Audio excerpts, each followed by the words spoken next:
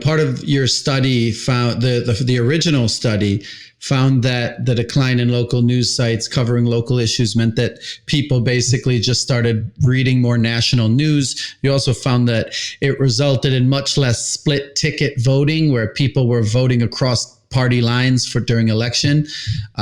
You cited that in 1992, 37% of states with Senate races elected a senator from a different party than the presidential candidate during the candidate that the state supported. In 2016, for the first time in a century, no state did that. So you attributed that extreme decline in local news as why that happened? You connected those two? I believe it's a contributing factor. Yeah, my co-authors and I should note the book is co-authored with Joanna Dunaway and Matt Hitt, as is this article.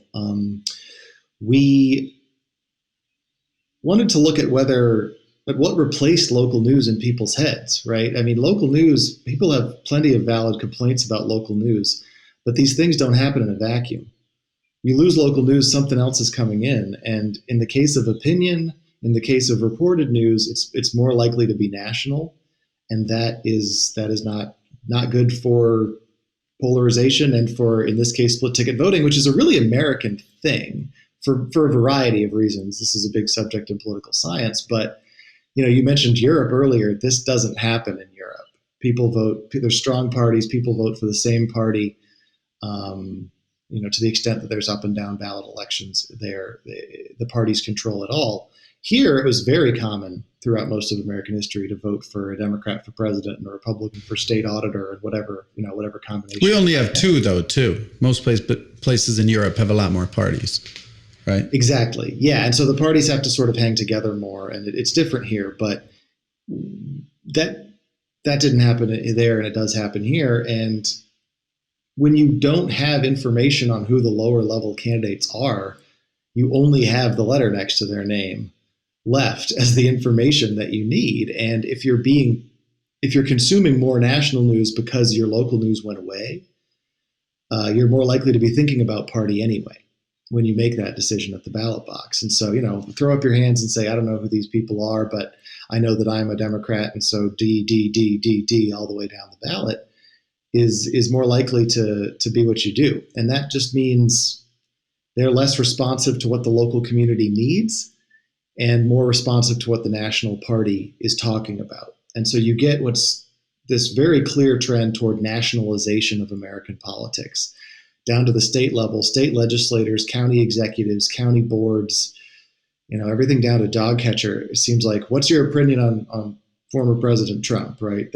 This is what's going to decide people's vote for a state legislative seat. Like, that's probably not the top concern of a state legislator. And if it is, maybe they should talk to their constituents some more. So with like local opinion sections, it's almost like a distraction. You're like when a baby's crying, you say, hey, look at this. Right. And the baby stops crying because they're like, look at this. It's like, you're like, everyone's talking about potholes and Nancy Pelosi. And you're like, look, or everyone's talking about Trump and Nancy Pelosi, and you're like, look at this pothole, look at this school board. Right. And you're driving past that pothole every day. And you could go to the office of the person who's in charge of that and say, why aren't you fixing that? You're not going to get an audience with Donald Trump and Nancy Pelosi, and they are less impactful for your everyday life. The vast majority of elections in this country are state and local. And a huge number of them don't even have party affiliation. And so if people are making decisions based on partisanship at these intensely local levels, they're not likely to be deciding on the things that are most impactful for what the actual policies that are going to be passed are about. Do you have any final words or anything? Sure. Opinion journalism might need a bit of a rebrand. We're so saturated in opinion that the word opinion itself doesn't really convey what this is. They're community perspectives. This should be a well-regulated community forum. And again, you might think reported news is better than opinion journalism. And sure, it's got more facts. It's subject to sort of rigorous stuff. It's written in a more informative way. But if opinion journalism disappears, we're not going to get more reported news. We're going to get worse opinion. We're going to get Facebook posts instead of well-researched local columns. We're going to get people flaming each other about the president in a next door group instead of hearing from the head of a local civic organization about the kinds of things they're doing that month. And not letting him say things that aren't provable. Right. It's regulated, it's edited, and it's solicited by the paper from the people that are the real power players in the community, ideally. It's the least professional part of the newspaper. It's a place where you can read stuff from people like you about things that are going on that you might be able to get involved with. It's not journalists talking to you. Ideally, it's people talking to each other. And the fact that that happens in the newspaper, maybe I'm biased, but is just better than if it's happening on a Facebook page where nobody's regulating it. And it can spiral into misinformation and partisan hate very, very quickly. And I don't think, I think everybody kind of understands that intuitively. Well, thank you so much for joining Media Jungle, Joshua.